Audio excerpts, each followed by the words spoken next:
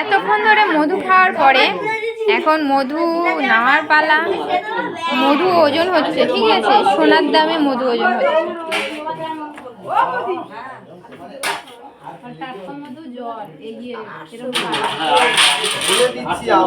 এত সুন্দর পাল্লা বার করা যে মধুটাই পড়ে যাচ্ছে। বোতলটা আছে ওর জন্য 800, ঠিক আছে চলো। পড়ে গেল। ঠিক আছে কি এটা 500 বলছিল, দেখে নাও। তোমার বাটকা এই পাল্লা ঠিক না, ওই আমি বসতে হবে ওইটাই। আরেকটা কে 500 নেবে বললো?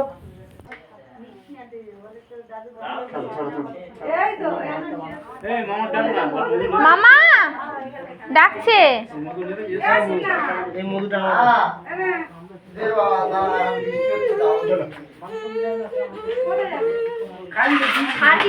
পুরো পুরো ইয়ে মাপ দিল, একটু বেশি দিল না।